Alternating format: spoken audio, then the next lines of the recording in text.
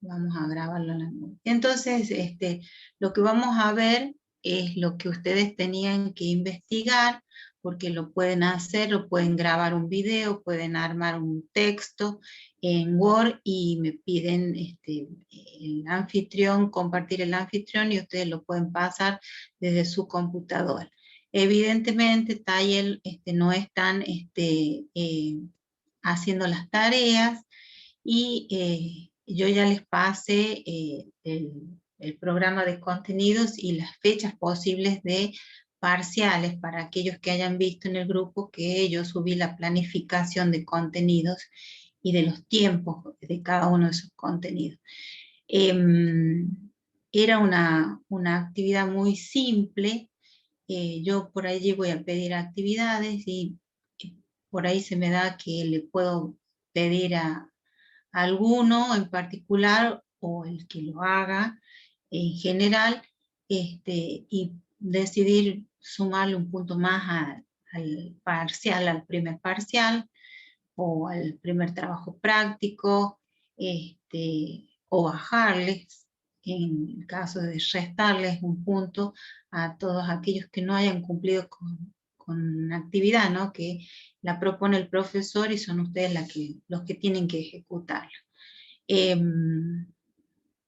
Hay cuestiones que no se pueden dejar pasar y es la responsabilidad justamente ante cada una de las materias. Uno de los criterios de evaluación es el interés que muestra el alumno por la materia. ¿Cuál es ese interés? Participando en las clases, presentándose en las clases, asistiendo a las clases, trabajando con la parte teórica y la parte práctica, en las distintas propuestas que se le hacen en el pizarrón, y algunas investigaciones que eran, en este caso es una investigación muy cortita, que podían ustedes grabarla, grabar un videito de esos cortitos y la pasábamos acá y bueno, eso implica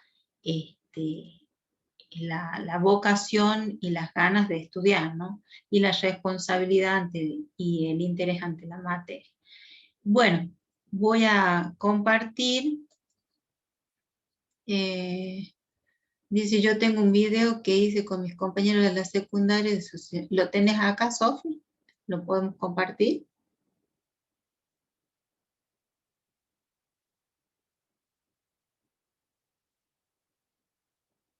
No me contesta porque está con conexión, con dificultades. Bueno, eh,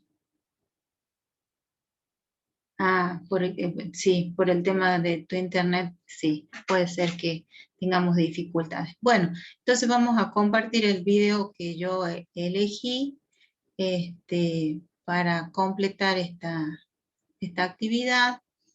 Suponía que podía suceder esto, así que lo vamos a compartir. A ver, ¿por qué no? Espérenme 2 segundos que busque el archivo. Y voy a compartir. ¿Por qué no me aparece? Espérenme un segundo porque se ve que se cerró o yo lo cerré. A ver, acá está.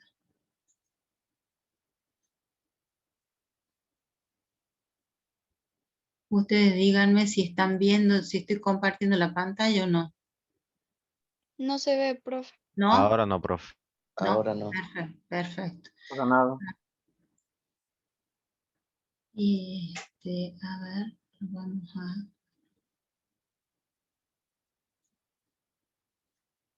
ver, espérenme un segundo. Voy a tratar de...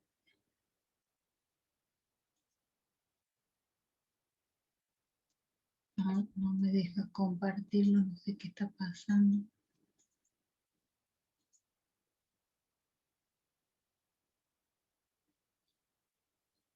A ver.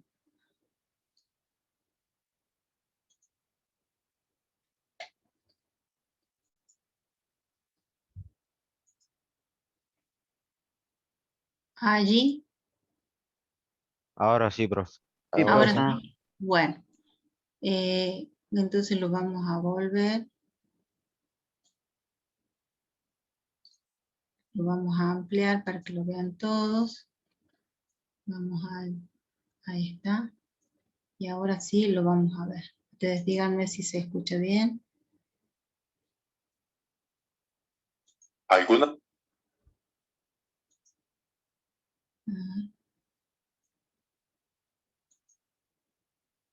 ¿Sabías que hoy en Argentina la mayoría de los chicos y chicas son pobres? Vos tenés el poder del cambio. Junto a UNICEF, vos podés cambiarle la vida para siempre. La serie de Fibonacci es una de las secuencias de números más famosas de la historia. Le llaman el código secreto de la naturaleza o la secuencia divina, porque aparece una y otra vez en estructuras naturales como los pétalos de un girasol o la cáscara de una piña. Tan popular es que probablemente la hayas estudiado o te la hayas topado en algún libro o película como el Código Da Vinci. Por si esto fuera poco, la serie de Fibonacci tiene una relación estrecha con otro número muy famoso, el número áureo, al que también se conoce como proporción divina por su vínculo con la naturaleza y la belleza. Sin embargo, la historia casi olvida a Fibonacci, el matemático italiano que le da nombre a esta secuencia y que tuvo un rol clave en revivir Occidente como cuna de la ciencia, la tecnología y el comercio.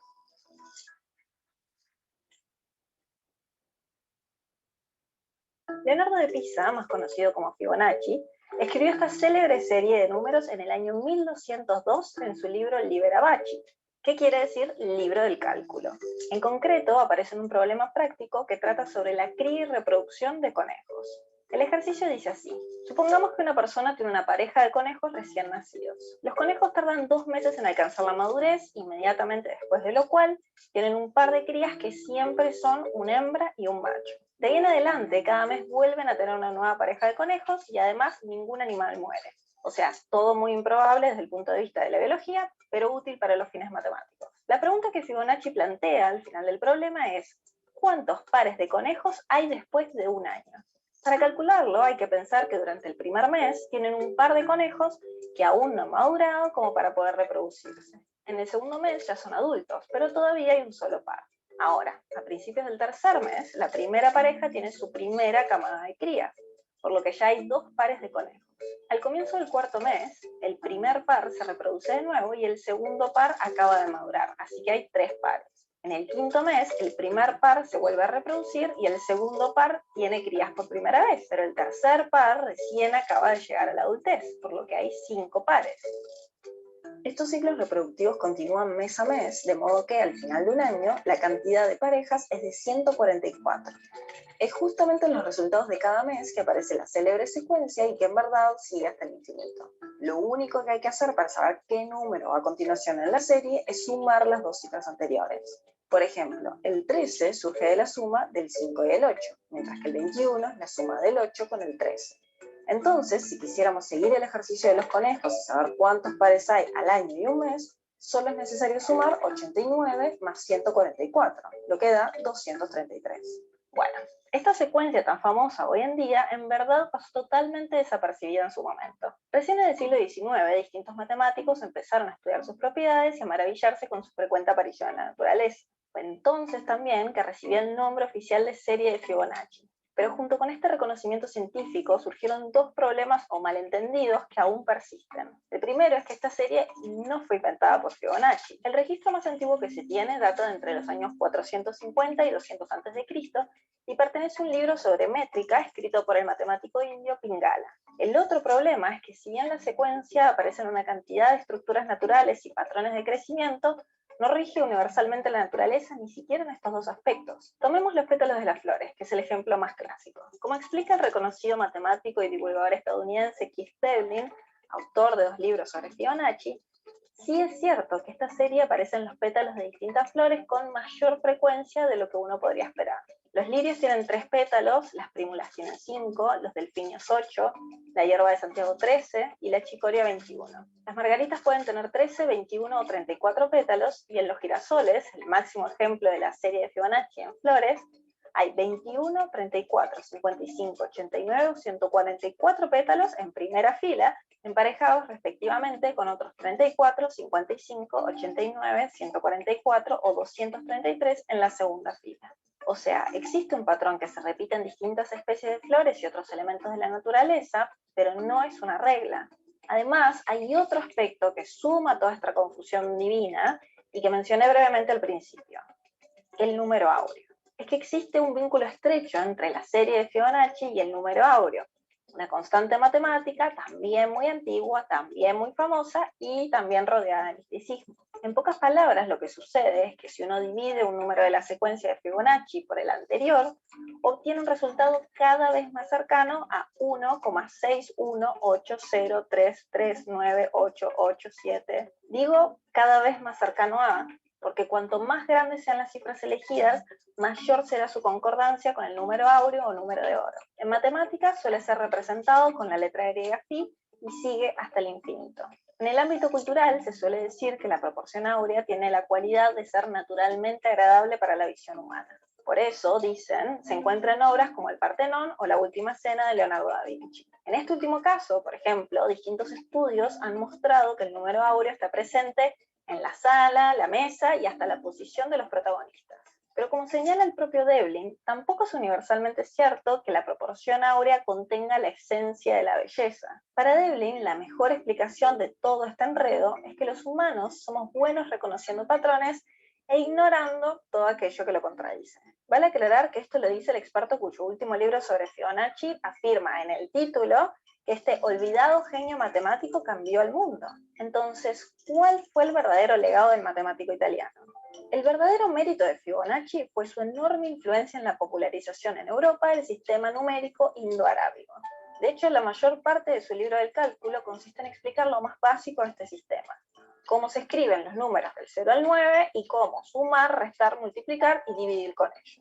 Pero eso que suena tan obvio hoy en día y que todos aprendemos en la escuela, no era lo normal previo al siglo XIII. Muchos académicos en Europa ya sabían y usaban el sistema numérico indoarábigo, pero los comerciantes y la gente en general usaban el sistema romano, que por ejemplo implicaba hacer cálculos con los dedos o con abacos. Fibonacci fue clave en el fin de la llamada Edad Oscura Europea y en el inicio de una nueva era, donde el continente volvió a estar a la vanguardia de las ciencias y el comercio. Según Devlin, la historia casi olvida a Fibonacci, porque al divulgar la aritmética moderna, este impulsó un cambio tan poderoso y que se impregnó tanto en la sociedad, que unas pocas generaciones después ya lo dábamos por sentado. Es que, en definitiva, su verdadera revolución fue enseñar que 2 más 2 es 4. Esta es una de las sugerencias de video que ustedes nos hicieron, así que esperamos sus comentarios a ver qué les pareció. Y obviamente si tienen nuevas ideas, también.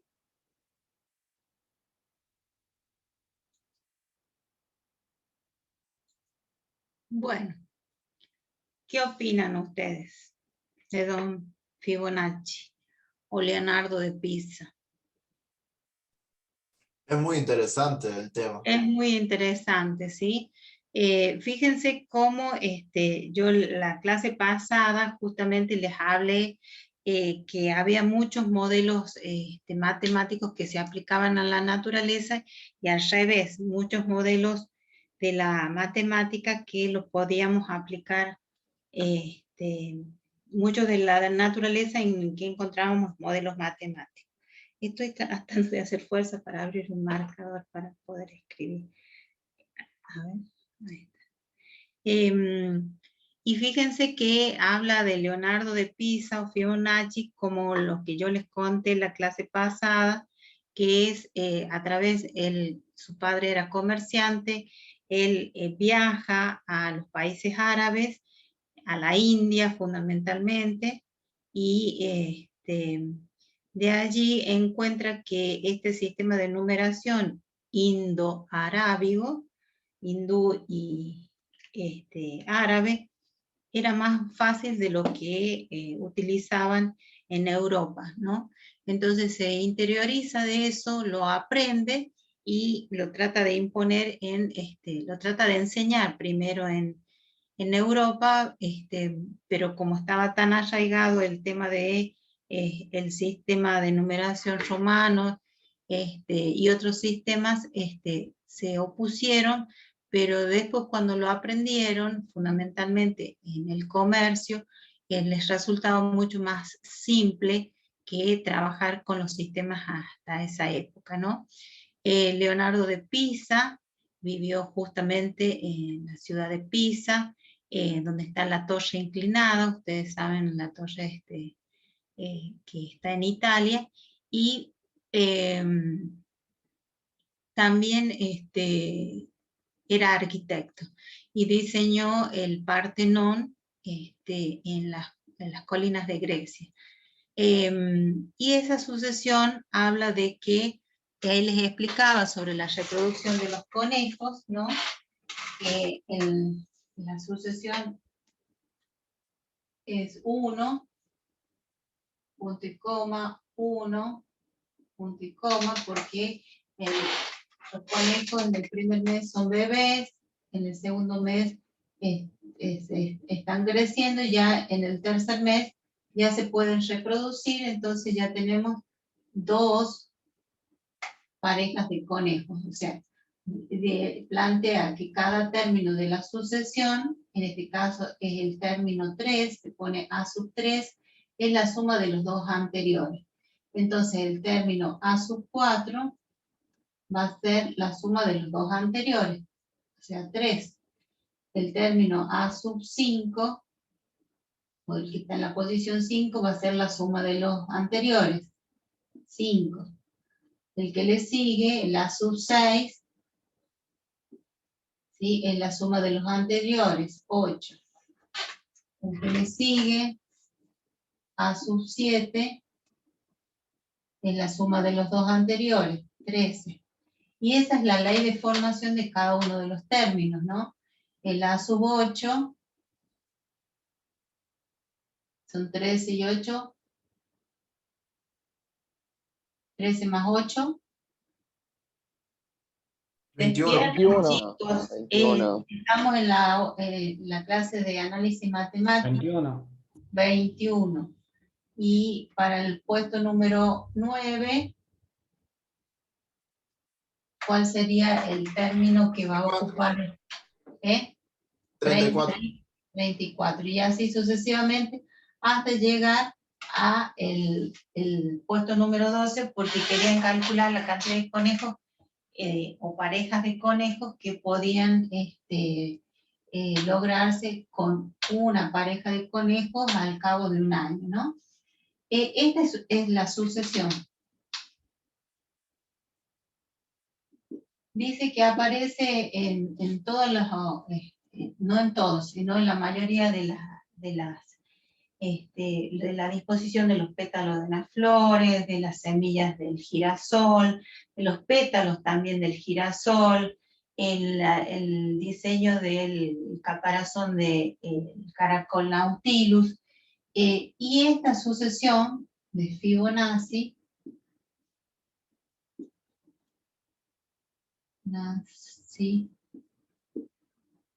tiene una relación muy importante con el número de oro. ¿Por qué? Porque el número de oro se logra haciendo la división de los números, ¿sí? En este caso 1 dividido 1,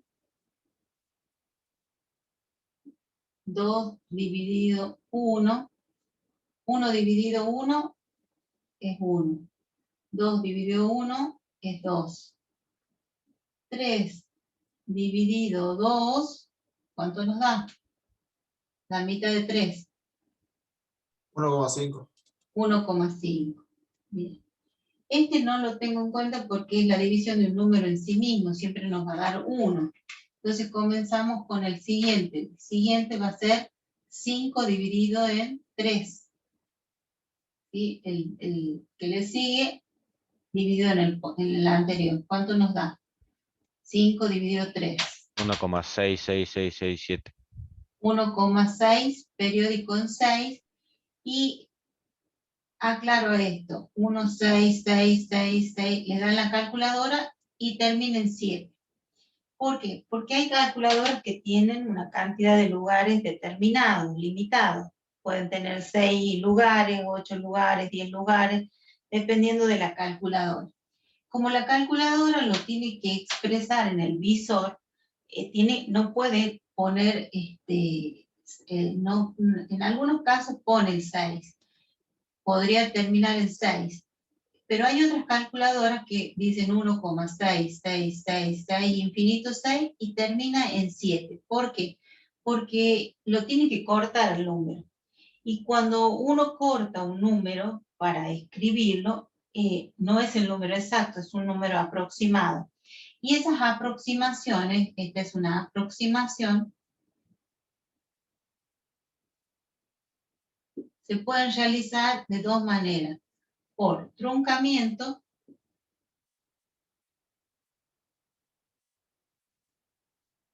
o por redondeo.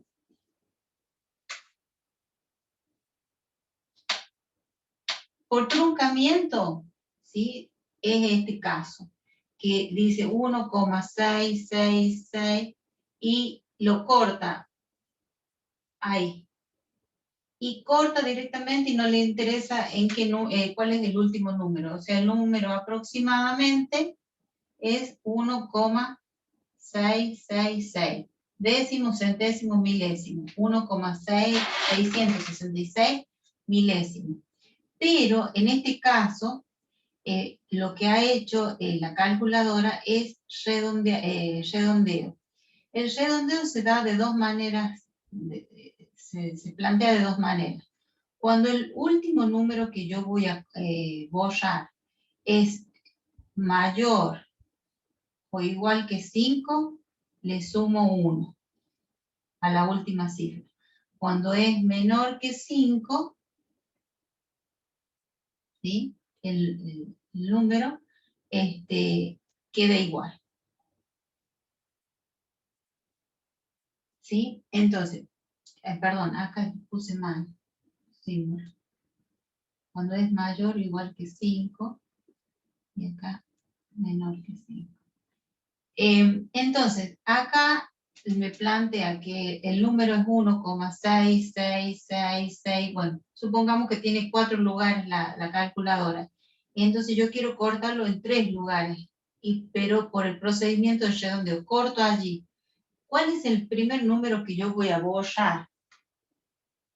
Si lo tengo que escribir a este número, con 3 lugares decimales.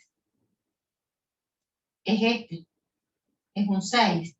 Y como el 6 es mayor o a lo sumo igual que 5, se le aumenta 1 a la última cifra. Entonces, aproximadamente esto nos va a quedar 1,66, y a este número, como es mayor o igual que 5, se le suma 1, nos queda 7.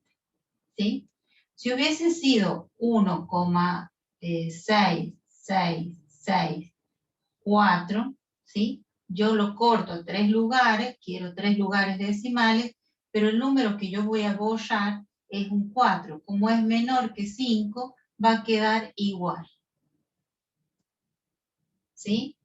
Entonces, el truncamiento es cortar el número a los décimos, centésimos, milésimos, 10 milésimos, 100 milésimos, millonésimos, según la cantidad de lugares que nos digan.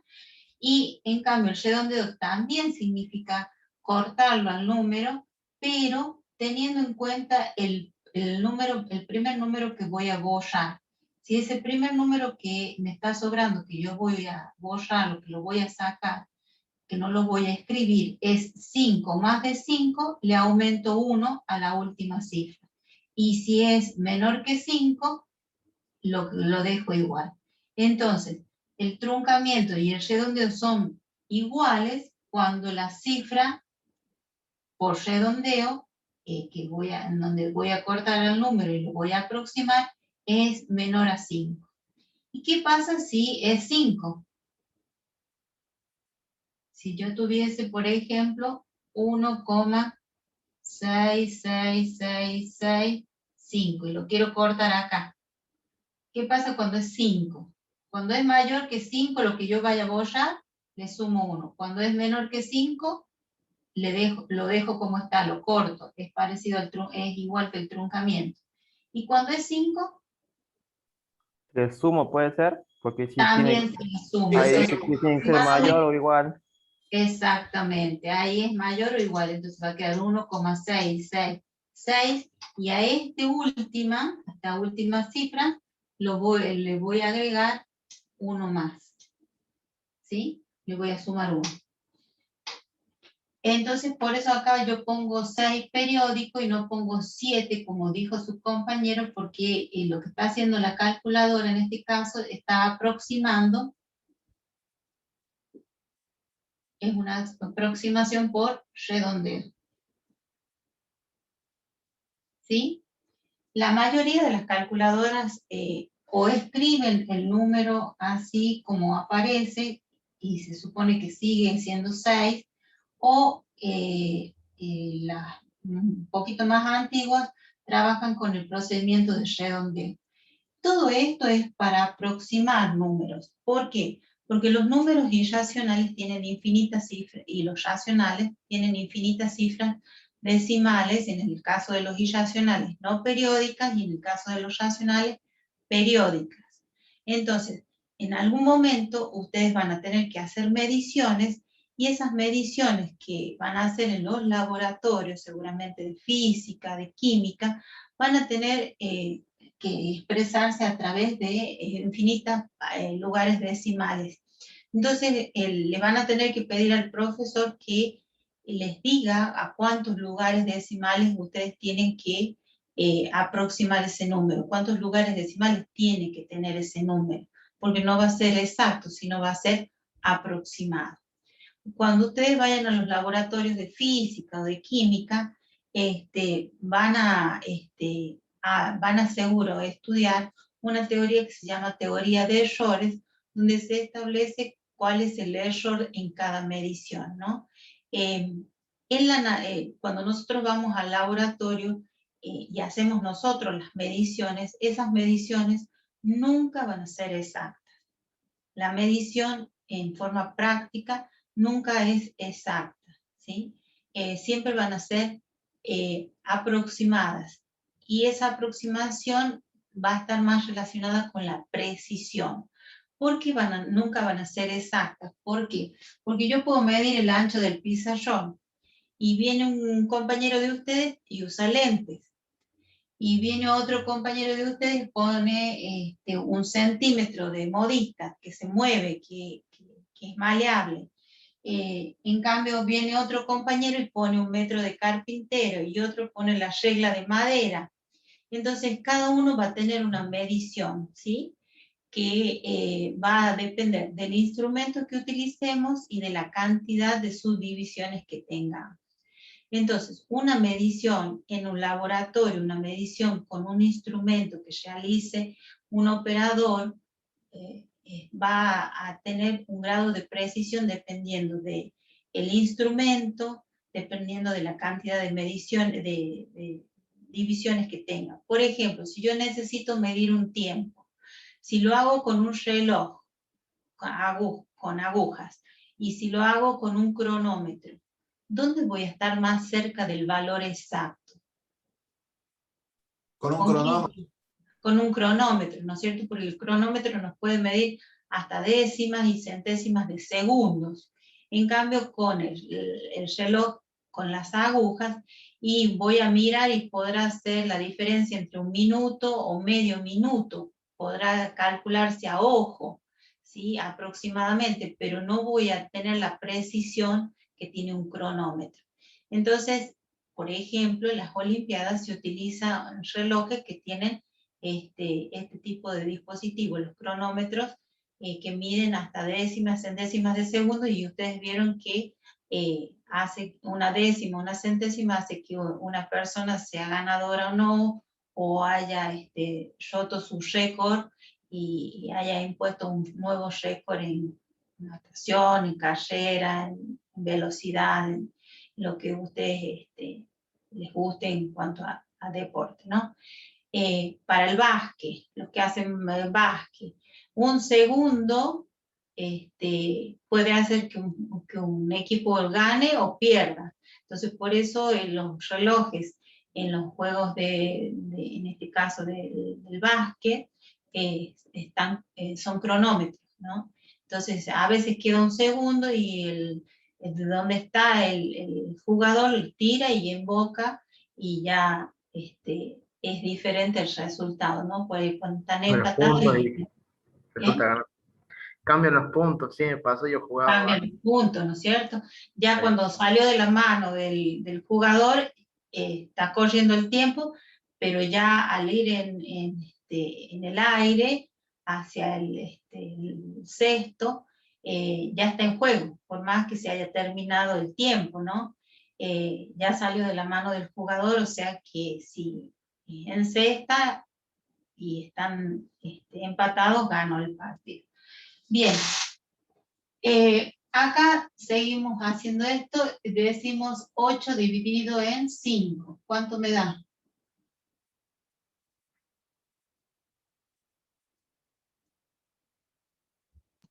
1,6. 1,6 exacto. Sí. Bien. Ahora tengo 13 dividido 8.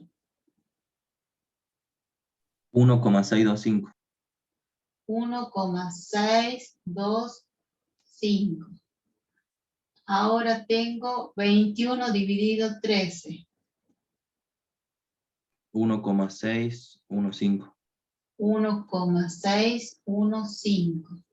¿Sí? Y ahora tengo el último, vamos, por el 34 sobre 21. 1,619. 1,619. Bien. Fíjense que comenzó en 2, pero la tendencia es aproximarse al 1,6, porque estos dos son los números que se repiten. En los centésimos recién comienza a cambiar, ¿sí? Entonces, este número se llama número de oro. No es una sucesión, sino es un número fijo. Y ahí habla que representa la belleza. Sí, representa la belleza porque, como les dije yo, está incorporado en las dimensiones que tiene la Gioconda, la Mona Lisa, en la disposición que tiene, por ejemplo, el caracol nautilus, en las olas, en la disposición de las galaxias, en los huracanes, en todos esos fenómenos naturales aparece este número, esta sucesión de Fibonacci que está relacionada con el número de oro. El número de oro también se indica con la letra griega Fi, ¿sí? Por eso me interesaba, porque son dos números que son muy importantes. ¿Qué más les quería decir de esto? Me olvidé. Que se llaman rectángulos áureos porque se van construyendo. Tengo un cuadrado de 1 por 1, ¿sí? Tengo un cuadrado de 1 por 1. ¿Sí? Ahora ya no tengo un cuadrado, tengo dos cuadrados de 1 por 1, y si los uno me da un rectángulo, ¿sí? Ese rectángulo, yo sobre ese rectángulo voy a armar otro cuadrado, pero ese cuadrado que yo tengo acá tiene todos sus lados iguales. ¿Y cuánto mide? ¿Cuánto mide cada lado de este cuadrado? 2 por 2. 2 por 2. Entonces, este lado 2, este lado 1. Y fíjense, 1, 1, 2. Bien. Ahora, si yo armo un cuadrado acá,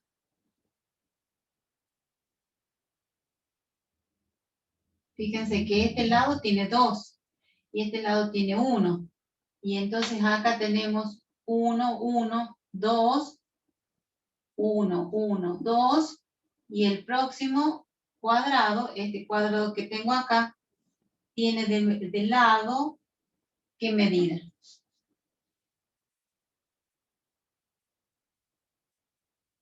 ¿Cuánto mide el lado de este cuadrado?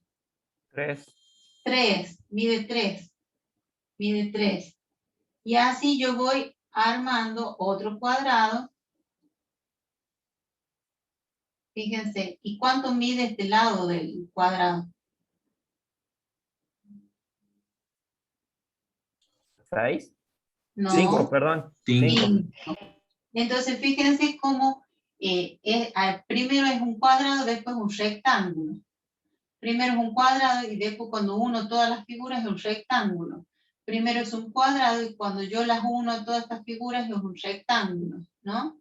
Entonces cuando ustedes van trabajando con estos rectángulos que se forman a partir de cuadrados, se va cumpliendo la sucesión de Fibonacci, o sea, de 3, de un cuadrado de 3, ahora yo tengo un cuadrado de 5, ¿sí? Pero uniendo estos dos me da un rectángulo. Entonces, lo que sucede acá es lo siguiente, lo que vamos viendo es cómo se va construyendo esta figura geométrica que vamos armando acá nosotros a medida que tenemos la sucesión de Fibonacci. Y ahí aparece la sucesión de Fibonacci, ¿no? Entonces esto va haciendo así. Hasta acá más o menos, hasta acá, y allí se va formando el modelo que tiene o el diseño del caparazón de un caracol. ¿Sí? Bueno, esto era lo que yo quería que ustedes investigaran, que los relacionaran y que vieran que este número, esta sucesión de Fibonacci nos lleva a un número muy importante que se estudia en la matemática, que es el número de oro, un número áureo. Bueno, espero que les haya resultado interesante. Yo siempre trato de que ustedes puedan, además de ver el análisis matemático, puedan intercalarlo con algunas cuestiones interesantes, creativas, curiosas, históricas, ¿no? Fíjense, si no hubiese sido por todo esto, este estudio que realiza Fibonacci, no hubiésemos encontrado la sucesión. Y como decía allí la autora del video, hubiese sido un creativo, un estudioso, que lo hubiésemos perdido, ¿no? Bueno, vamos entonces a comenzar con la clase de hoy. La clase nos va a llevar a empezar a estudiar los temas de entorno reducido y punto de acumulación. Entonces voy a compartir un archivo. Espérenme. Acá.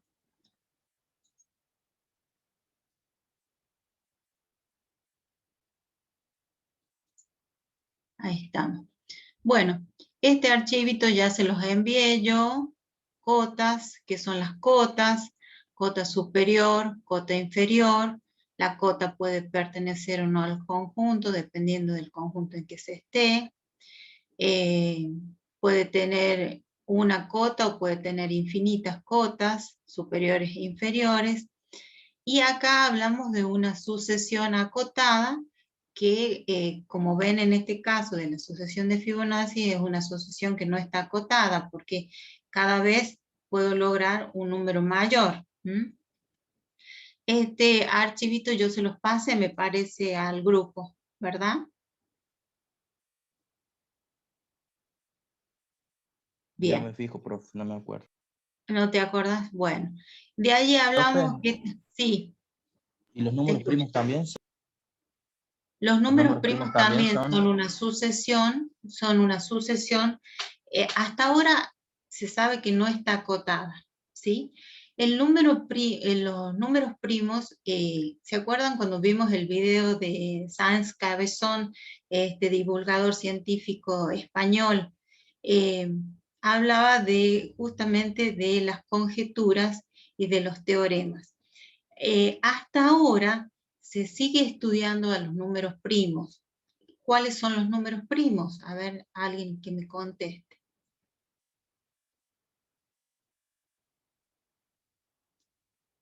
Son solo los que son divisibles por sí mismos y por 1, creo. Y por 1. Para el conjunto de los números naturales primos, son aquellos que se pueden dividir en 1 y en sí mismos. O sea, es una división exacta, o sea, con resto 0, porque a cualquier número lo podemos dividir por otro número, salvo el 0. Pero es posible la división de 7 en 5, y de 7 en 2, y de 7 en 7. Pero la única que es exacta es la división de 7 en 7, porque el resto nos da 0. De 7 en 5 no nos va a dar 0 el resto. Entonces, cuando en los números naturales, en el conjunto, trabajando los números naturales, cuando tienen solamente 2 divisores, que es el mismo número y el 1, hablamos de que esos números son primos, ¿sí? Ahora, si trabajamos con los números enteros, les pregunto a ustedes, si supongamos yo tengo, voy a borrar acá, si tengo el número entero que, por ejemplo, podría ser 5, menos 5. En los naturales, el 5 es un número positivo, un entero positivo. Tiene como divisor al 1 y al 5. ¿Sí? ¿Estamos ahí? Por eso es número primo. 2 divisores, pero en el conjunto de los números naturales. Ahora, si yo estuviese en el conjunto de los z, y yo tuviese el 5 también, ¿cuántos divisores tiene ese 5? ¿2? Sí, 2, 1 y 5. Bien, yo digo que no, tiene. Lo puedo dividir en más 1, lo puedo dividir en menos 1, lo puedo dividir en más 5 y lo puedo dividir en menos 5. ¿Dónde es un número primo? Es un número primo en los naturales, pero también en el conjunto de los números enteros, ¿sí? Sepan que los números enteros tienen 4 divisores. El número 1 y el opuesto. El número 5 y su opuesto. O sea, los opuestos de estos números positivos, ¿sí? Son los que también son divisores de los números enteros. Entonces, en este caso tenemos 4 números por los cuales yo puedo dividir, la división es exacta. ¿Está bien? El resto es 0. Hay una conjetura que para el alumno, que no sé quién me preguntaba sobre los números primos.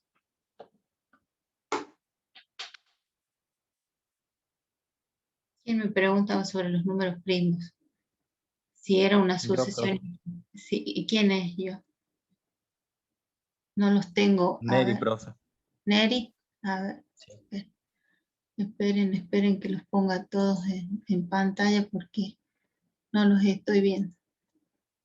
Bueno, Neri, sí, el conjunto de los números primos es una sucesión que responde a la fórmula 2 por n más 1 o 2 por n menos 1, ¿sí? Porque a cualquier número, si yo lo multiplico por 2, un ejemplo, 3, si yo lo multiplico por 2, ¿qué número me da la multiplicación de 3 por 2? 6. 6, es un número par. Si yo tengo el 7, que es un número impar, y lo multiplico por 2, ¿cuánto me da? 14. 14. 14 es un número par. O sea que la multiplicación de cualquier número de los naturales por 2 nos va a dar un número par. ¿Sí? Ahora, si a ese número par yo le sumo, le resto 1, siempre voy a obtener un número impar. Por ejemplo, decíamos 2 por 3 son 6 y le tengo que sumar 1. En la fórmula me dice 2 por n más 1. 2 por 3 son 6 más 1. 7. 7. 7 es un número impar.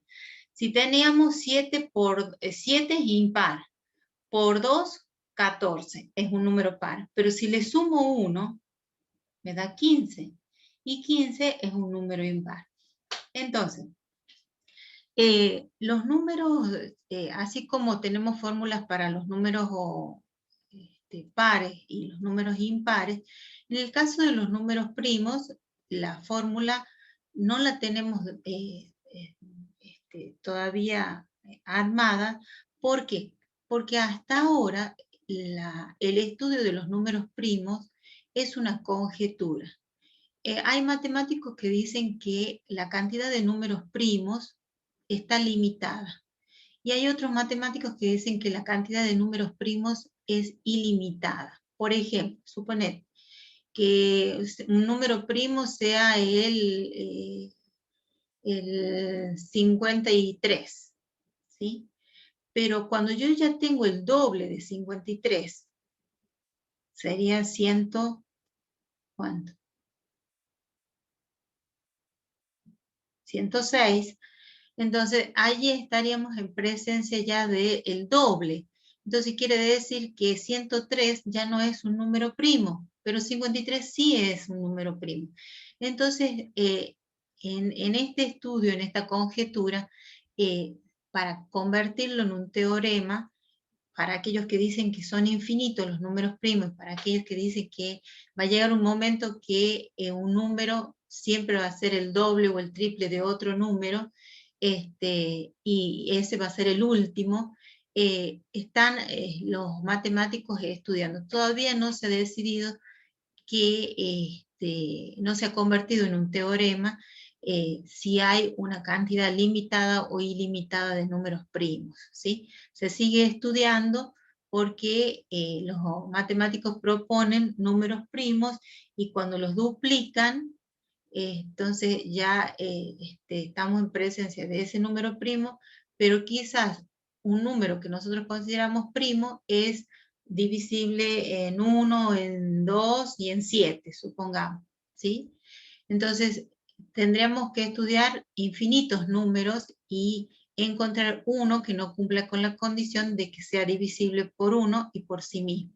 Si encontramos un número que nosotros, dentro de la secuencia de números primos, que nosotros suponemos que son números primos, que se divida por 3 números, ya estamos en presencia de un número que es un número compuesto y no es un número primo.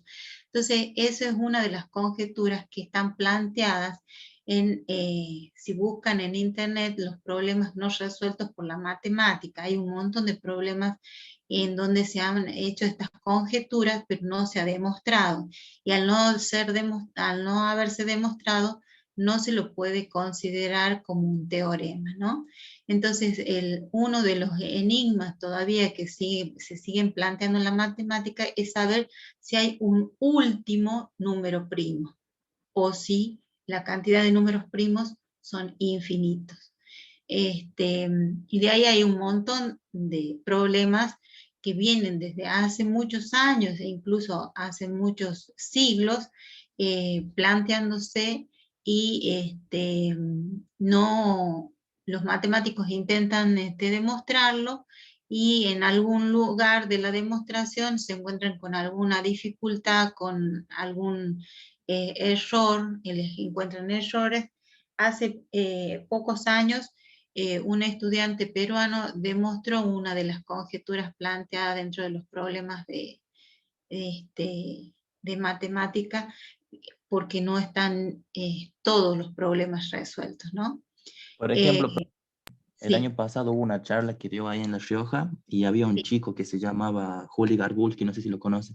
sí, Yo vi el que planteó un teorema algo de los números primos, Hay Sí. un video que habla él sobre Bien. cómo descubrió un número que multiplicándolo a ese número y sacando la parte entera, iba descubriendo cuáles eran números primos.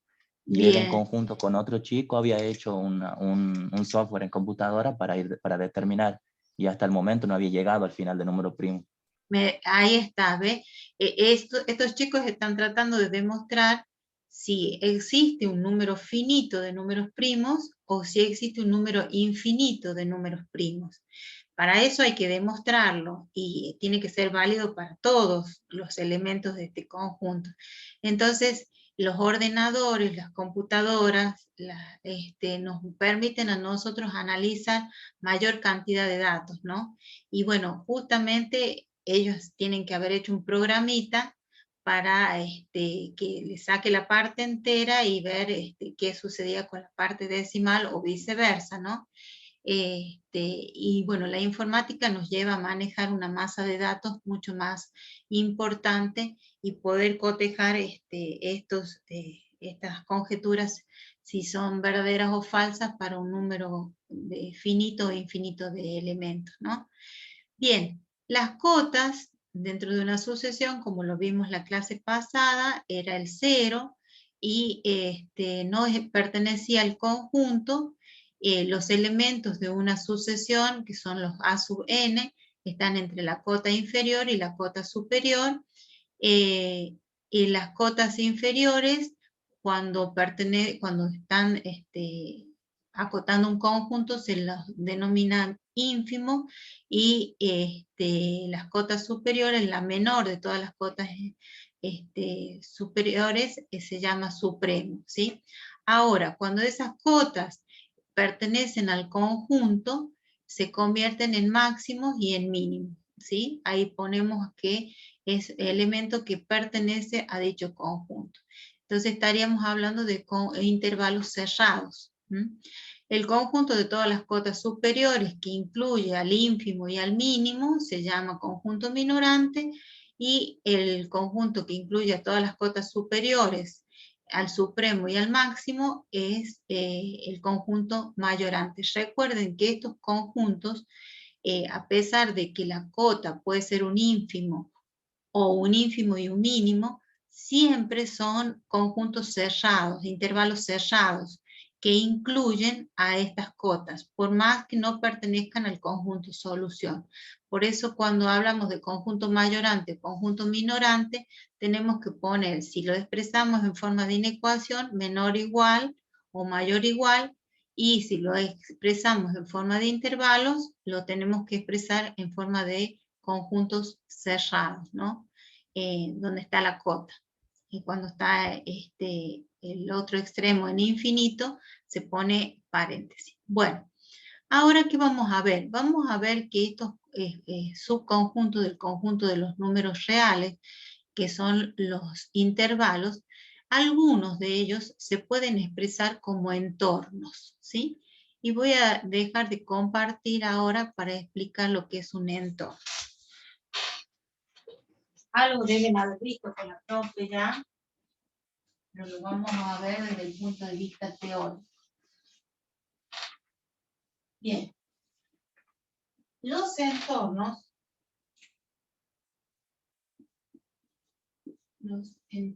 se lee porque estoy escribiendo con tinta azul. ¿Se lee bien? Sí. Sí, sí, se ve.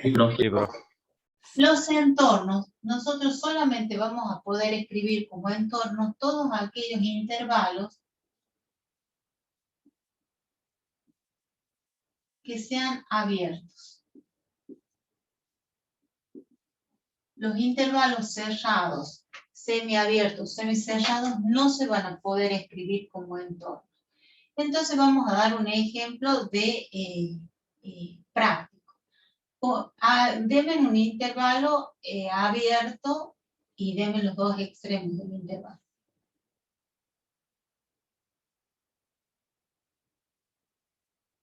Bueno, 3 y 7. ¿Sí? Bien, este es un intervalo abierto. Si yo lo quiero expresar como inecuación, voy a decir que los x son mayores o igual, mayores que 3 y menores que 7, si lo quiero expresar como inecuación, y si lo quiero expresar en forma gráfica, voy a hacer la recta real con los puntitos, con los circulitos abiertos en 3 y en 7. Todos los elementos que son solución son los elementos que están comprendidos entre 3 y 7. ¿Está acotado este conjunto? Sí, sí está acotado. La cota inferior, ¿cuál es? 3, 3. ¿Y la cota superior? 7. 7. Pero pregunto, estas cotas, en el caso del 3, ¿es un ínfimo? No. No, Sí, el 3 es un ínfimo porque es la mayor de todas las cotas superiores. Ahora, ¿qué sucede? No pertenece al conjunto, pero el ínfimo puede o no pertenecer al conjunto. Ahora, pregunto, 3, ¿es un mínimo? No. No, porque para que sea un mínimo, esa cota tiene que pertenecer al conjunto. El 7 es una cota superior, es la menor de todas las cotas superiores. Y hablamos de 7 como cota superior y es un supremo. Puede o no pertenecer al conjunto. Lo que no es el 7 es un máximo, porque no pertenece al conjunto, ¿sí? Entonces, los entornos son aquellas expresiones que vamos a ver de estos elementos que están dentro del intervalo, que están en intervalos abiertos, ¿sí? ¿Cómo hago que este intervalo abierto se convierta en un entorno? Los entornos se van a indicar con la letra E, de esta manera, o también escribirlo como entornos de letra cursiva, ¿sí? El entorno va a estar expresado, a diferencia del intervalo, con un centro, esa va a ser la primera componente de este par ordenado, y un radio, ¿sí? Simbólicamente, el entorno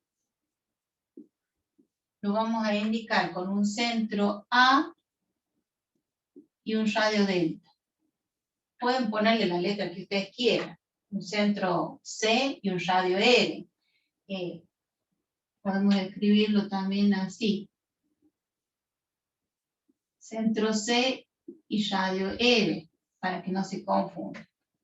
Ahora, ¿qué sucede? El centro va a ser la mitad, el punto que es la mitad en la gráfica, el punto que está en la mitad del intervalo abierto, o el elemento que está en la mitad. Entonces, ¿qué hacemos?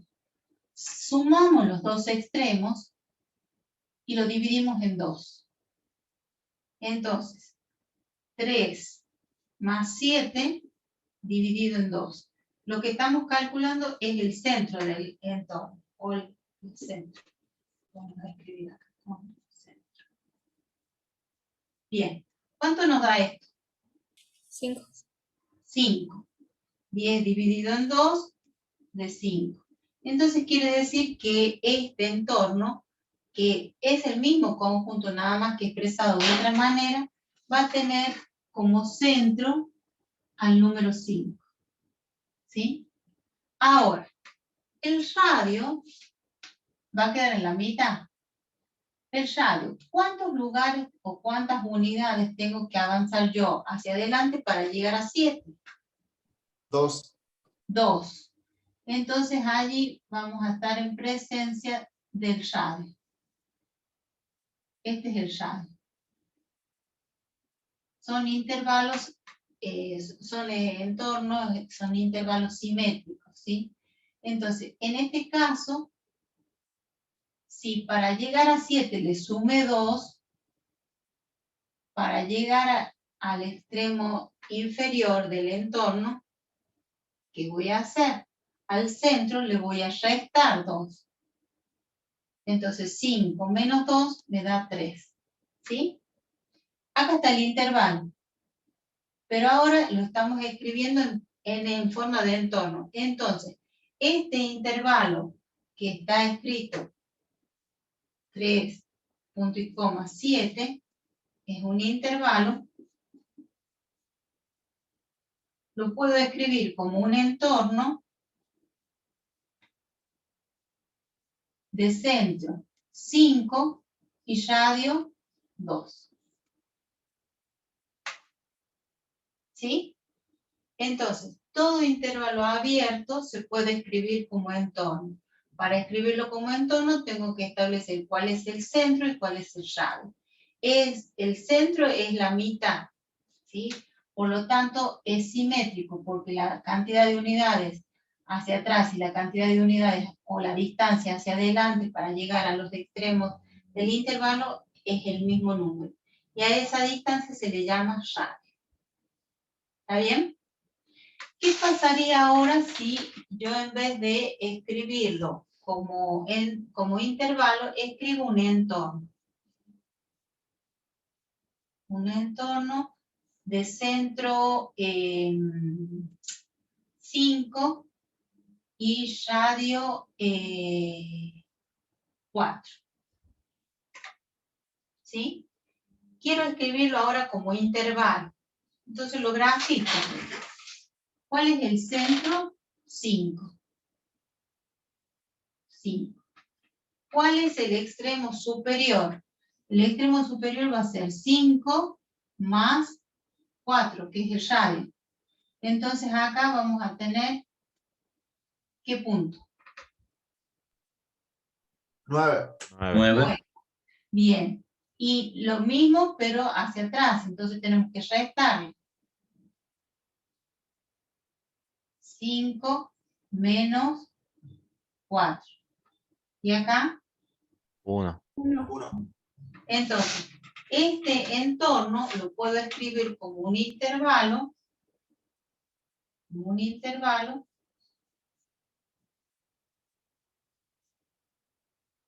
Que es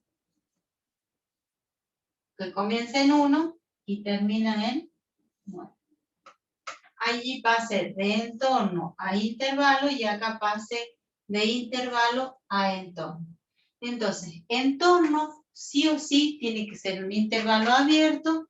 Tengo que establecer la mitad, puede ser un número entero, puede ser un número con coma, y el radio es la misma distancia hacia adelante, la voy a obtener sumando a ese punto, el centro al radio, y la misma distancia hacia atrás, por eso hablamos de simétrico, porque las distancias son iguales, restándole al centro el radio. ¿Sí? ¿Dudas? No, profe, yo lo entendí bien. Bien, perfecto. Listo, entonces. Vamos a ver que existen otros entornos que les debe haber explicado la profe de táctica. ¿Cuáles son esos entornos? Entorno reducido. ¿Saben qué? Yo hago las preguntas y yo misma me las contesto. No sé si están entendiendo, no sé si no están entendiendo. Yo sí estoy. Solamente veo Yo la estoy carita de entendiendo, profe. Tayel, que abrió su cámara.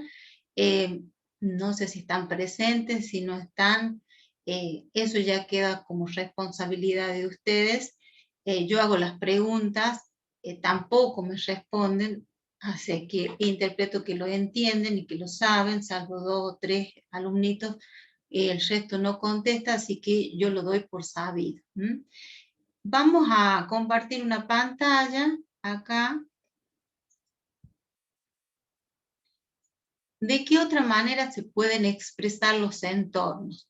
Los entornos se pueden expresar a través de un conjunto por comprensión, donde decimos X, tal que X pertenece a los reales, y X está entre A menos delta y A más delta, ¿sí? Esta es otra forma de expresarlo por comprensión, Y la otra forma de anotarlo, o de notar, como dice acá, es a través del valor absoluto, ¿sí?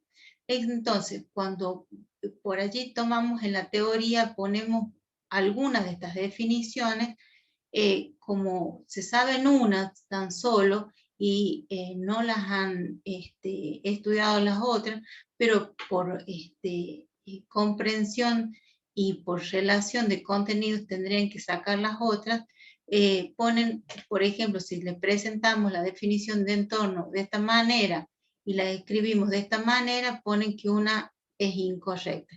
Y no, las dos expresiones son correctas, ¿sí? Entonces, para escribir la definición de entorno, lo que hacemos es lo siguiente.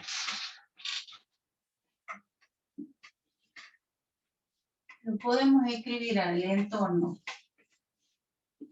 por comprensión.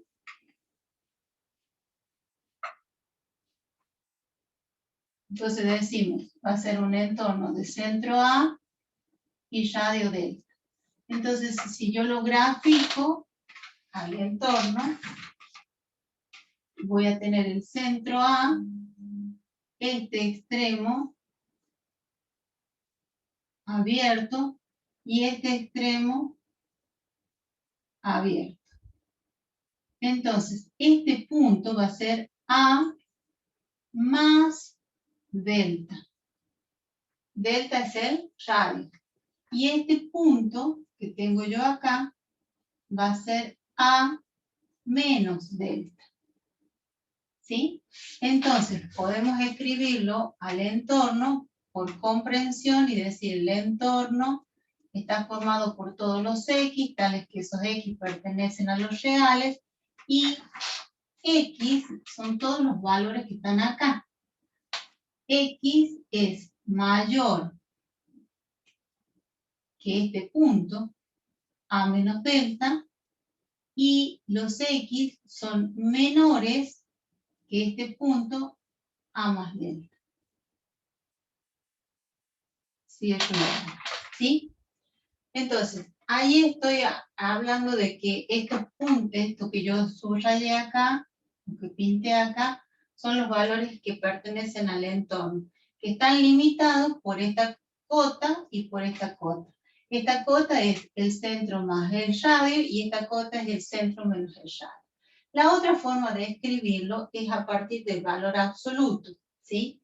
Entonces, vamos a decir que un entorno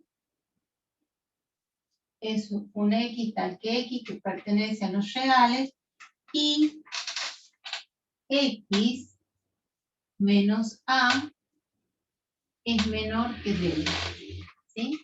Esta es la otra forma de escribir la definición de entorno a partir del valor absoluto. ¿Por qué decimos que es otra forma? Porque cuando nosotros tenemos X menos A menor que delta, esta es una de las propiedades de los valores absolutos. Cuando es menor que delta, se desdobla el valor absoluto de la siguiente manera. X menos A mayor que el valor negativo, delta, y menor que el valor positivo de delta. Acuérdense que este era un valor positivo, es la distancia que existe desde el centro a cualquiera de las cotas, superiores e inferiores. Y como las distancias las consideramos positivas, esta sería la constante que trabajábamos en los valores absolutos. Y ahora tengo que despejar X. Y X va a quedar. Este A, que es negativo, va a pasar positivo. A menos delta. Y este A, que está negativo, va a pasar también al otro miembro, positivo. ¿Sí? A más delta. Y esto es lo que nosotros aplicamos cuando pasamos de esta expresión a esta expresión, ¿sí? Lo expresamos en forma de valor absoluto, en forma de inecuación. Esta es la forma de entorno y la forma gráfica. No entendí, profe, ¿qué hizo ahí en el valor absoluto? Abajo En el en valor inecuación. absoluto lo volvemos a explicar. Lo volvemos a explicar. es esto que yo tengo representado acá, es lo mismo que el valor absoluto de x menos a menor que delta. ¿Sí? ¿Por qué? Cuando ustedes vieron las propiedades de los valores absolutos,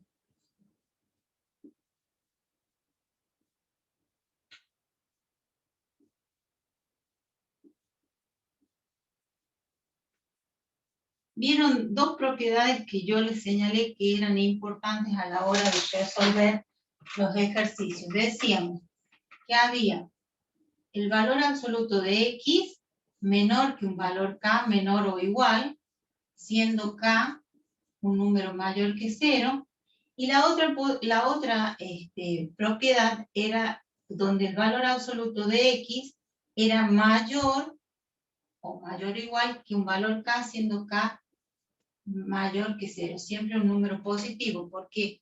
Porque esta es la distancia que existe de ese número a el valor a punto K, ¿sí? Y como son distancias, lo que hacemos es considerarlas siempre positivas. Entonces dijimos que en este caso el conjunto es un conjunto acotado, ¿sí? Cuando es el valor absoluto menor o a lo sumo menor o igual. Y en este caso, cuando el valor absoluto es mayor que un valor K, el conjunto es un conjunto no acotado. ¿Sí? Entonces, en este caso es un conjunto acotado, entonces estoy en presencia de esta propiedad. ¿Y cómo yo demuestro que esto es igual a esto? Entonces yo digo x menos a, ¿sí? En valor absoluto menor que delta. ¿Se entiende ahí? ¿Hasta ahí? Escribí esta definición. Ahora yo te voy a demostrar que esta definición es equivalente a esta expresión del entorno en forma de inecuación. ¿Cómo lo hago? Aplicando la primera propiedad. Dice, la primera propiedad, en este caso, es el valor absoluto es menor que k. Cuando nosotros tenemos que el valor absoluto es menor que k, se desdobla de la siguiente manera. Si, solo si, x menos a, saco el valor absoluto, es mayor que el valor negativo, este sería nuestro k, y menor que el valor positivo. Este sería nuestro k, en este caso es delta. ¿Sí? Lo desdoblé en una inecuación. Entonces, ahora, lo que yo tengo que hacer es dejar los valores de x. Quiero saber qué valores de x cumplen con esta condición. Entonces, este a lo voy a pasar a ambos miembros de la desigualdad. Si está restando, ¿cómo va a pasar al otro miembro? Sumando. Sumando. Entonces, lo voy a poner a menos delta, a llega al primer miembro de la desigualdad, menos delta ya está escrito, menor que x, menor que delta, o vamos a ponerlo para que quede de la misma manera que allá, a más delta. Delta es positivo acá, y a llega sumando. Entonces, esta expresión en forma de inecuación es la misma que tenemos acá en forma de valor absoluto. Y ambas expresiones son la definición de entorno.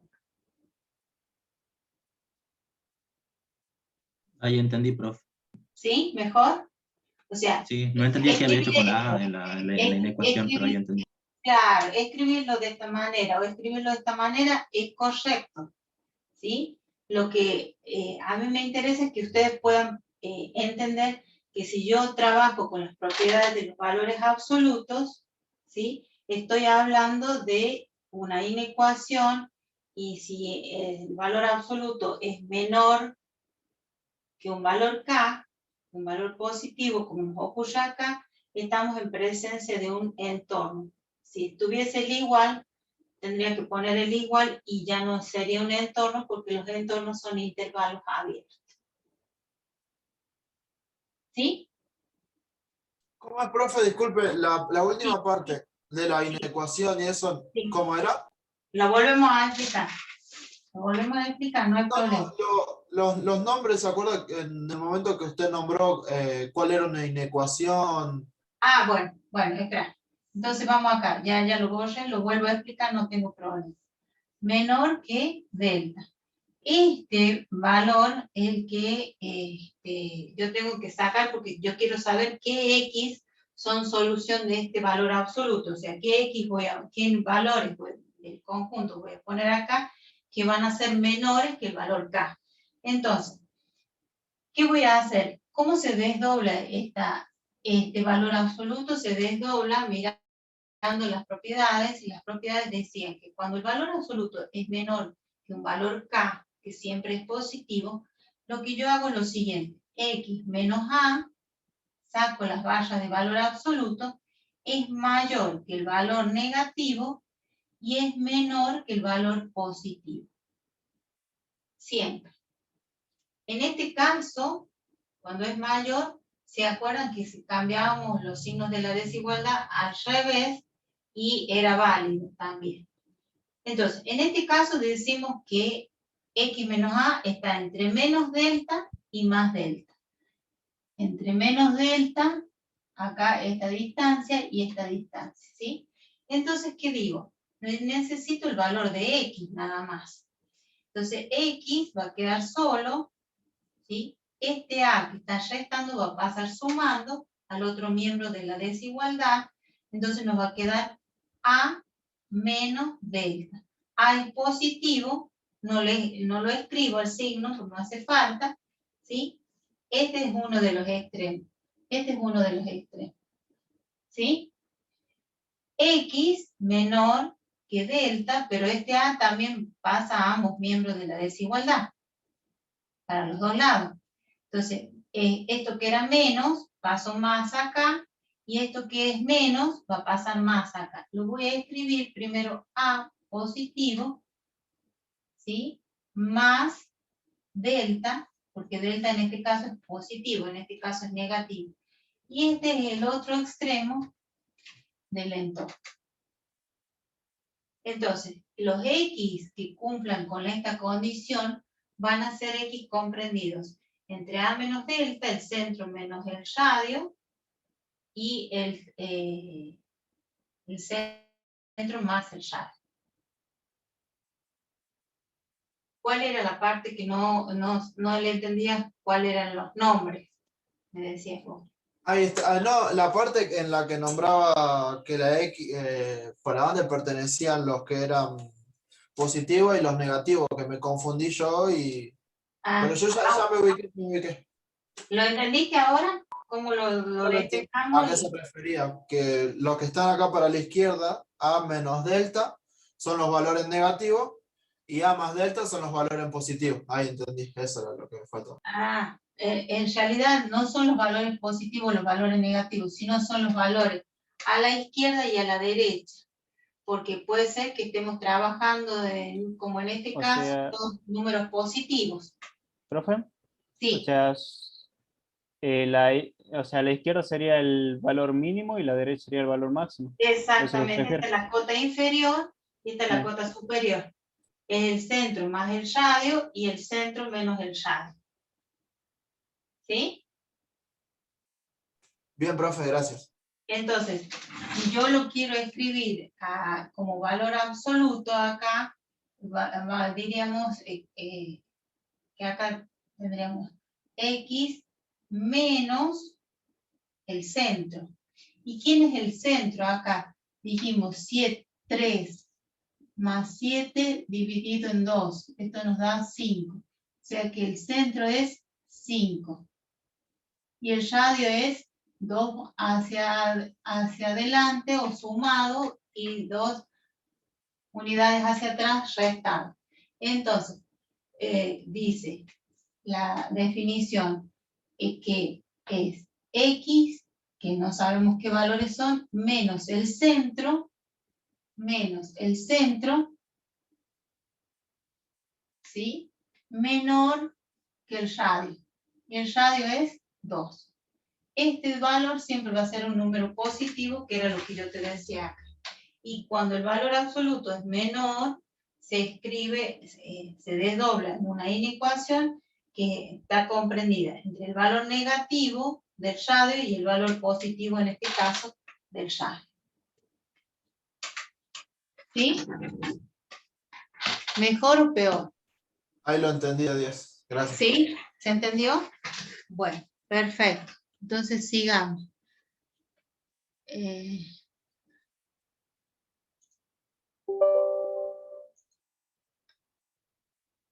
Ay, esperen que hice el lío. Ahí está. Bien. Comparto entonces esta definición que yo se los voy a pasar al grupo. ¿Ven? Definición de entornos, A menos el radio, A más el radio, entonces son los X que pertenecen al entorno, siendo A el centro y delta el radio.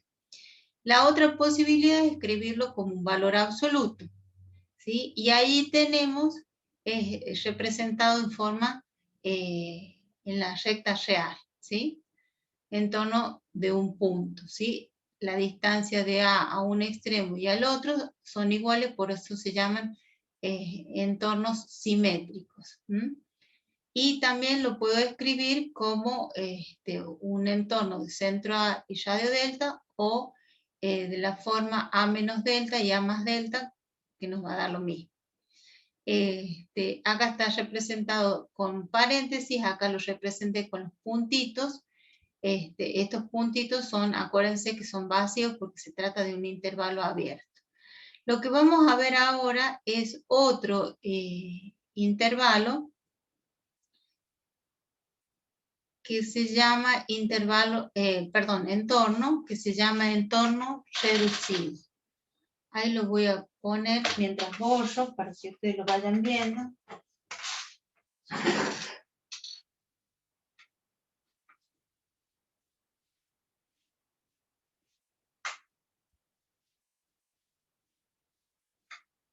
Avísenme cuando sea ahora, porque si no, no me voy a la otra clase con ustedes. Bien, lo que vamos a ver es entorno reducido. El entorno reducido, a diferencia del entorno, excluye los extremos, pero también excluye al centro. Fíjense, este es un entorno de centro A y radio R. Ahí está, centro A y radio R. Este es un entorno reducido. Se puede poner una estrellita, se puede poner una apóstrofe, pero lo que tiene la diferencia entre uno y otro es que, además de excluir a los puntos que son los extremos, que no pertenecen al conjunto, también excluye al centro. Eso es lo que vamos a ver ahora como entorno reducido. Voy a dejar de compartir para que veamos entorno reducido. Entonces, el entorno reducido son intervalos abiertos que además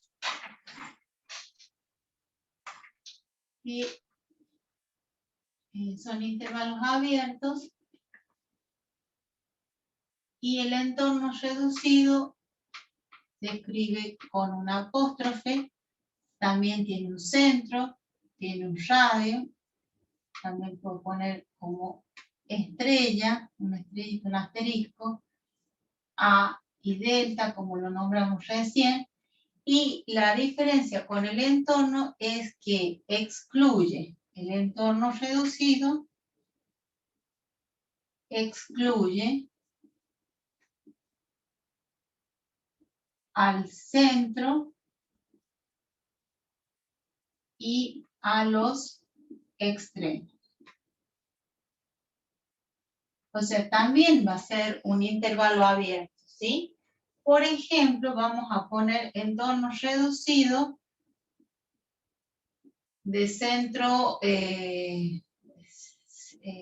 recién dijimos 5 y radio 2. Profe, en este caso sería una unión de dos intervalos. Sí, sí, sí. Ahí lo vemos.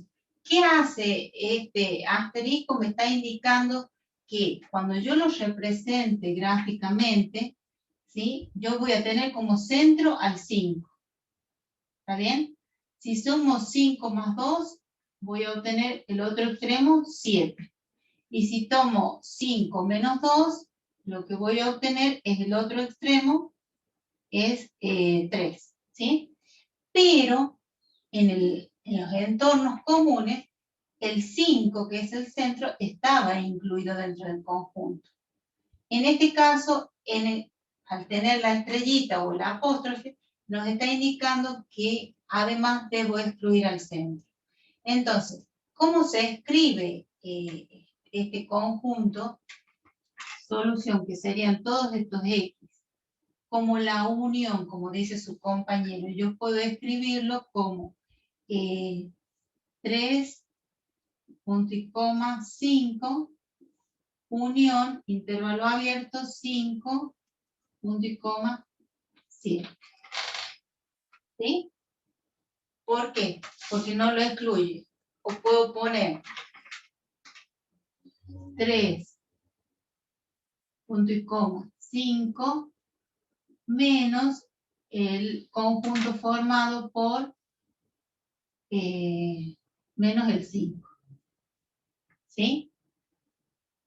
También sería una posibilidad. Entonces, si al entorno nosotros lo podíamos escribir en forma de valor absoluto de una ecuación, el entorno reducido lo vamos a escribir, va a tener otra definición. La definición por comprensión vamos a decir que es X tal que X pertenece a los reales y X está comprendido entre A menos delta, está comprendido entre A menos delta y A más delta, y además X es distinto de A. ¿Sí? X no puede ser, es distinto para acá, es distinto de A. La otra posibilidad es escribirlo como un valor absoluto, X tal que X pertenece a los reales y X menos A es menor que delta, siendo este el centro, este el radio. ¿Está bien? Pero vamos a tener una diferencia, tiene que ser mayor que 0. ¿Por qué tiene que ser mayor que 0? Porque este valor X, ¿qué número no va a poder tomar? ¿O qué punto no va a poder tomar? No va a poder ser. El No, centro. pero será. No puede ser A, porque A, entonces X tiene que ser distinto de A. ¿Por qué? Porque si yo pongo X igual a A, si a este valor lo tomo como elemento del conjunto, estos son todos los X, ¿sí? Y lo tomo al 5 como X, entonces me va a quedar 5 menos 5. ¿Está bien? Porque 5 es el centro, y si yo tomo X igual al centro, 5 menos 5 nos va a dar 0. ¿0 es mayor que 0? No. No. No. Entonces, al poner mayor que 0, estoy haciendo que este valor absoluto no pueda tomar X el valor de A. Lo excluye al centro. Entonces, lo podemos escribir de esta manera, lo podemos escribir de esta manera. La única diferencia acá es que digo que X no puede ser A, y la única diferencia escrito en valor absoluto es que digo que el valor absoluto tiene que ser mayor que 0. ¿Sí? ¿Se entiende? Sí, profe. Sí, profe. Bien. Allí yo les voy a poner, voy a compartir la pantalla para que ustedes vean la comparación. Sí, para que no se confundan. Sí, te escucho. En este caso, los dos tipos de entornos son intervalo abierto, pero, por Sí. ejemplo, cuando tenemos que definir todos los puntos de acumulación como Sí. intervalo, ahí ya sí sería cerrado en el caso del entorno Sí. reducido. Sí, porque es punto de acumulación, los puntos de acumulación consideran el mismo punto también como punto de acumulación, hablamos de intervalos cerrados. Entonces, fíjense, entornos son intervalos abiertos, excluye los extremos. No tienen ninguna anotación acá, ni con estrellita, ni con apóstrofe. Entornos reducidos, lleva una estrellita, lleva un apóstrofe, tiene un centro y un radio, y lo que hace es excluir al centro del entorno. Entonces acá tenemos un intervalo que va de A menos R, el centro menos el radio, y el centro más el radio, menos el punto A. Acá hay dos ejemplos de cómo se trabajan los entornos y entornos reducidos, y quería mostrarle, a ver, no sé si puse acá. No. La definición de entornos reducidos. Acá está la definición de entornos reducidos, ¿sí? Es un entorno al que le saco el centro, ¿sí? O la unión de los dos conjuntos que tenemos menos el centro, porque acá no lo toma el centro A y acá tampoco lo toma el centro A, ¿sí? Es un entorno al que le saco el centro A, o la unión de dos conjuntos que son intervalos abiertos. Este es entorno, y cuando sea entorno reducido, lo que vamos a tener que agregarle es mayor que 0 el valor absoluto. Y ahí terminamos con entorno. ¿Sí? Aquí yo les hice un resumen de qué es supremo, qué es ínfimo, qué es máximo, qué es mínimo, un ejemplito de cada uno, ¿sí? Y bueno, y lo de sucesiones que ya lo vimos. ¿Qué es un punto de acumulación? Esto es lo que vamos a ver ahora nosotros, un punto de acumulación. ¿Quién va leyendo la definición hasta que yo borre?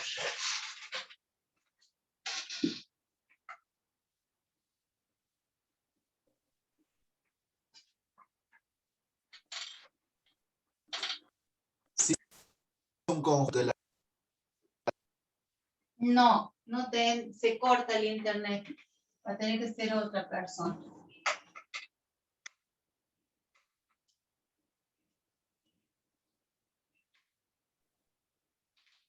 Es un conjunto de puntos de la recta real.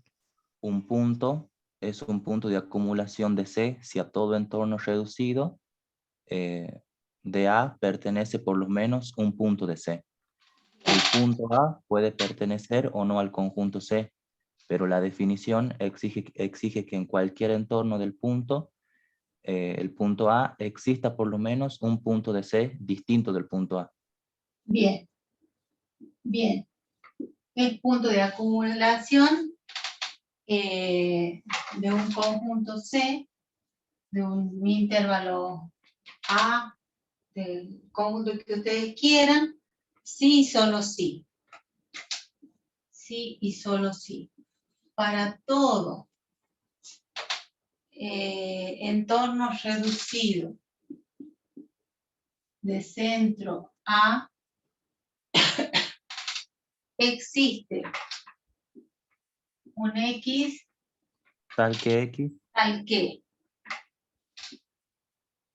X pertenezca al conjunto, a este conjunto del cual estamos investigando si ese punto es punto de acumulación, pertenezca al conjunto. Y además, ¿qué más nos estás diciendo? Que X pertenezca al entorno reducido de centro A. Vamos a ver qué significa todo esto.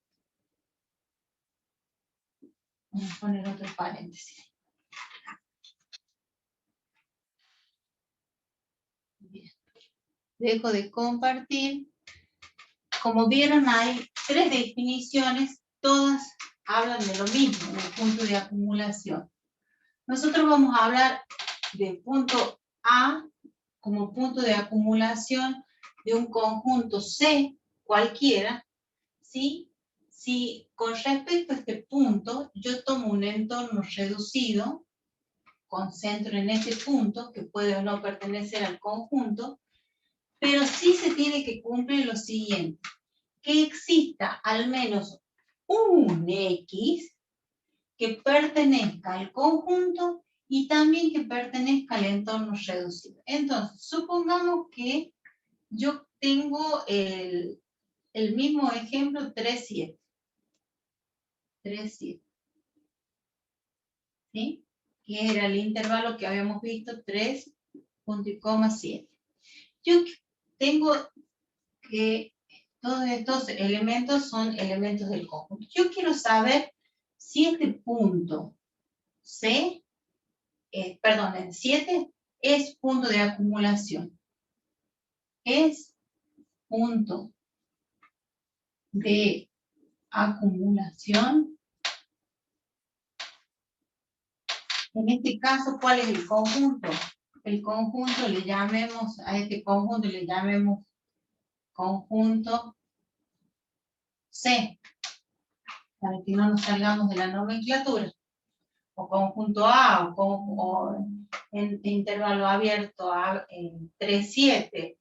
Es un conjunto, ¿sí? Un conjunto de elementos. Dentro del conjunto de los números reales. Bien, dice, yo quiero saber si este punto 7 es un punto de acumulación. Entonces dice que con respecto a ese punto, que yo quiero saber si es de acumulación, que haga cualquier entorno reducido. Un entorno reducido, sabemos que es un intervalo abierto, que excluye a los extremos y que excluye al centro, ¿sí? ¿Cuál es la distancia que yo tomo para ambos lados? La que yo quiera, ¿sí? Dice que con que exista un entorno reducido ya es suficiente. Entonces dice, no con que exista, con que existan todos los entornos que yo determine, va a existir un X que pertenezca al conjunto C y que pertenezca al entorno reducido. Entonces dice, para cualquier longitud, yo puedo tomar así, puedo tomar más pequeñito, ¿sí? Para cualquier entorno reducido del punto A, este es el punto A. Punto A. Y estos son los entornos reducidos con el radio que a mí se me ocurre, ¿sí? Intervalos abiertos, ¿no? Entonces, supongamos que yo saco este no, y saco este. Se me ocurre tomar esta distancia como radio. Entonces, me dice que este punto va a ser punto de acumulación A, sí, solo sí, para cualquier entorno reducido de ese punto, se verifique lo siguiente, que exista un X que pertenezca al conjunto y un X que pertenezca al entorno reducido. Al menos que exista. Existe es para algunos. Para todos es para todos, en general, ¿sí? Bien, entonces yo vengo tomando todos estos puntos y tomé esta partecita, ¿sí? Si yo tomo un valor de acá, ese es un valor de X. Ese X, dice, existe un X, ¿pertenece al conjunto C? No. No, este X no pertenece al conjunto C. ¿Está bien? Ahora,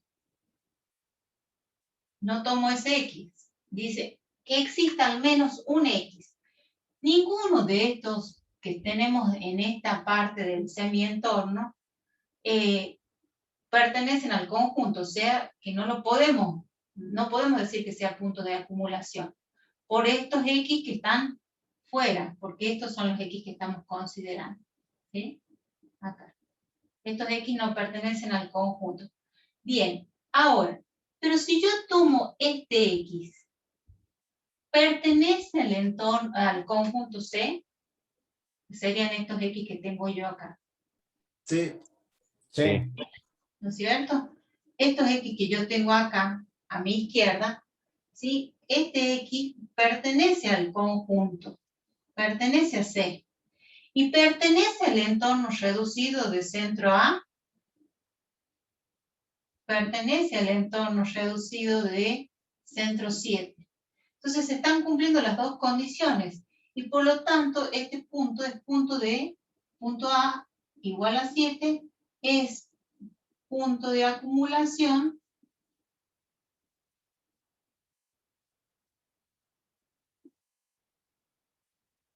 del conjunto C. Porque me dice existe. Con que exista uno, ya es punto de acumulación. Con que exista un X que pertenezca al conjunto y que pertenezca al entorno reducido, ya es suficiente. De este lado no pertenecía ninguno al conjunto. Pero de este lado sí existe un X, al menos un X que pertenece al conjunto, si estamos en el conjunto de los números reales, que pertenece al conjunto y pertenece al entorno reducido. ¿Qué pasaría si yo tomara, en vez del conjunto de los números reales, tomara el conjunto de los números naturales o enteros? Vamos a ponerlos enteros. ¿Sí? El conjunto de los números enteros. Supongamos que acá tenemos el 3. Vamos a hacer vacío. El 3. Y acá tenemos el 5. Y acá tenemos el 7. Pero ¿qué pasa? Esta recta numérica no es una recta numérica donde todos los puntos sean números enteros. Algunos puntos son números enteros. Entonces, ¿qué tengo que hacer yo? Hacerla en línea de puntos o directamente poner 3, 5 y 7. ¿Sí? Acá tendría que poner al 4 y acá tendría que poner al 6. Pero no la hago a la línea llena. ¿Por qué? Porque entre dos números consecutivos, en este caso enteros, no hay otro número entero. Mientras que en la recta de los números reales, entre dos puntos, entre dos X, entre dos valores entre dos puntos de la recta numérica, existen infinitos números reales. Por eso decimos que el conjunto de los números reales es un conjunto denso en sí.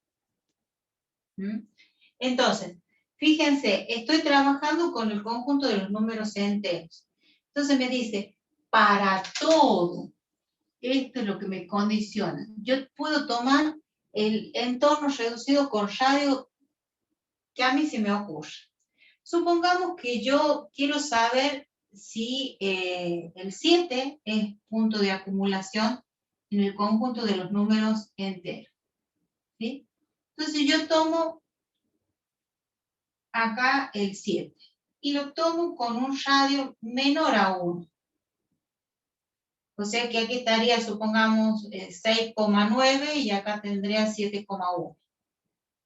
Menor a 1. Entonces, acá el radio es menor a 1. Entonces, ¿qué va a suceder? ¿Existe algún X que pertenezca al conjunto dentro de este entorno reducido? ¿Del Y radio no 1? porque está trabajando con números enteros. Exactamente, porque acá entre el 6 y el 7 no hay ningún número entero. Entonces yo me pregunto, son los números enteros los únicos que tenemos como elementos de este conjunto. desde el 3 hasta el 7, pero 3, abierto en 3, 4, 5 y 6 serían los elementos que pertenecen a este conjunto, porque estamos en el conjunto de los números enteros. Entonces, si yo tomo un entorno reducido con una distancia, con un radio menor que 7, menor que 1, ningún número, ningún puntito que esté acá es un número entero.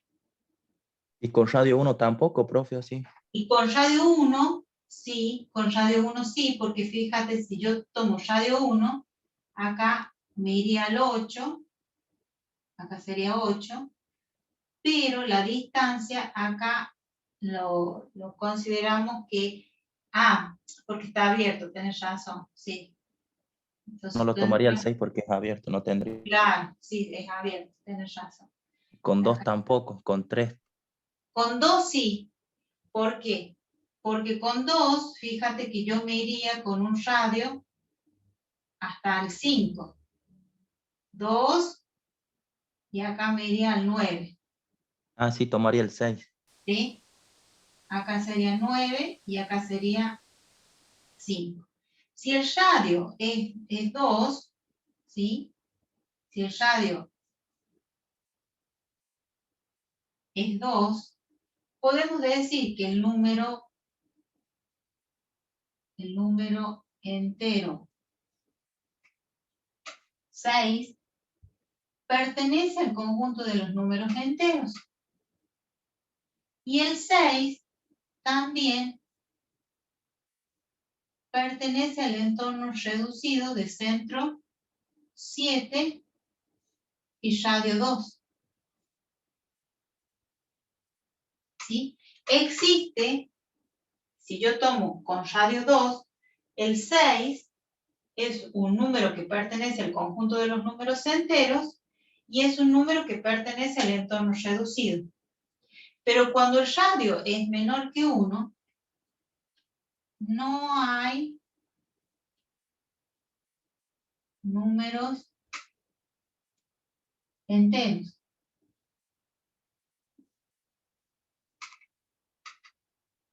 ¿Sí? No hay números enteros que pertenezcan al entorno reducido. Entonces, como me dice para cualquier entorno reducido, yo puedo tomar de radio 2, sí es punto de acumulación, pero cuando tomo con radio 1, no es punto de acumulación el 6, el que estamos considerando 7. ¿Por qué? Porque cuando el radio es menor que 1, no toma ningún valor que sea entero. Entonces no estaría cumpliendo con la condición esta de que X pertenece al conjunto y pertenece al entorno reducido. ¿Sí? Si yo tomo menor que 1, va a pertenecer al entorno reducido, pero no va a pertenecer al conjunto de los enteros, porque entre 6 y 7 no hay otro entero. Entonces, como la condición es para cualquier entorno reducido, cuando es menor que 1, no hay números enteros entre esos dentro de ese radio. Entonces, como dice para todo entorno reducido de centro 7, ¿sí? Entonces, para esto no, para esto sí. Y cuando dice para todo, esto no estaría siendo correcto, porque solamente sería para todos los valores mayores que 1. Entonces, como no se cumple,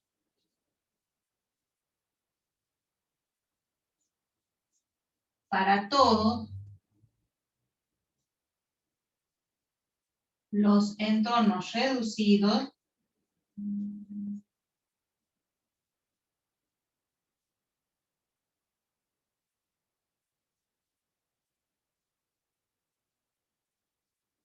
entonces quiere decir que 7, entonces 7 no es punto de acumulación del conjunto Z. Si yo lo hubiese tomado en los reales, sí es punto de acumulación, porque tome muy chiquito, tome muy grande, ¿sí? Va a ser, porque hay X que pertenecen al conjunto y pertenecen al entorno reducido. Por más que yo tome 6,999999, ese punto pertenece al entorno reducido y pertenece al conjunto, si estoy en el conjunto de los números reales. Pero si estoy en el conjunto de los números enteros, el radio, para que incorpore a un elemento dentro del conjunto de los números enteros, tiene que ser mayor que 1. Si es mayor que 1 o 1,11111, el radio ya lo está incorporando al 8 o lo está incorporando en este caso al 6. 8 no pertenece al conjunto, pero 6 sí es un número entero.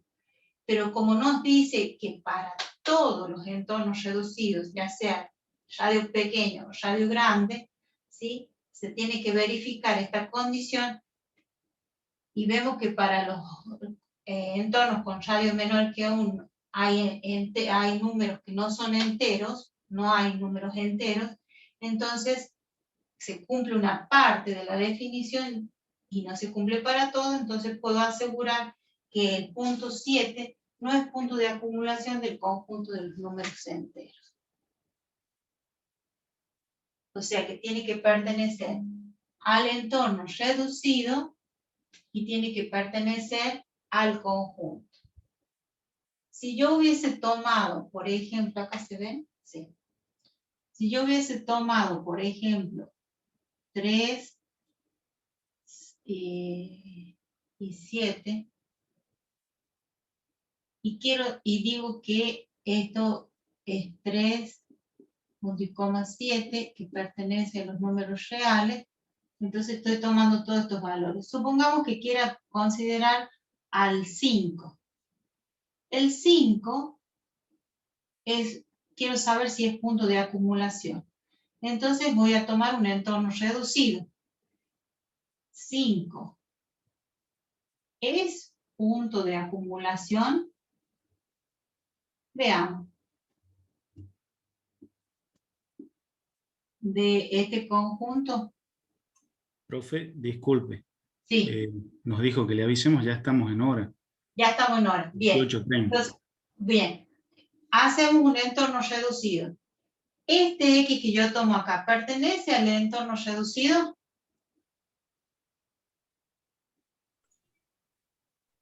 Sí. ¿Pertenece al conjunto? Sí. Sí. Entonces, con que haya un X que cumpla con esa condición, ya este es punto de acumulación.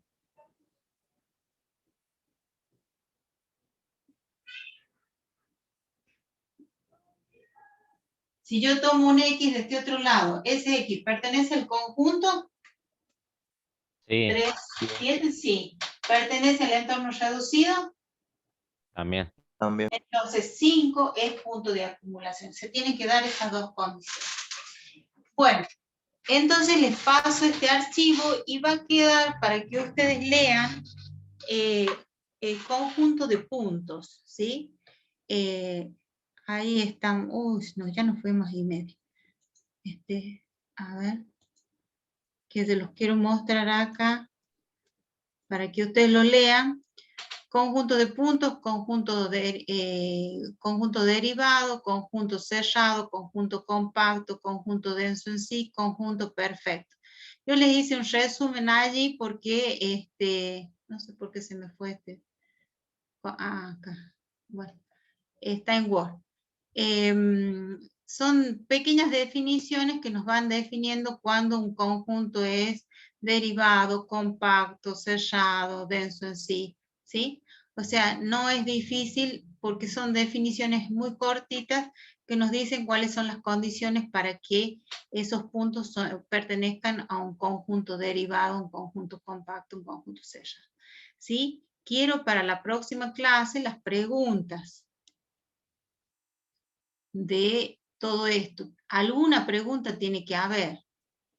Y si no, la hacen y la responden a la pregunta. Pero quiero una pregunta, ya sea de entorno reducido, punto de acumulación, conjuntos de puntos, derivados, cerrados, sí. Sí, te escucho.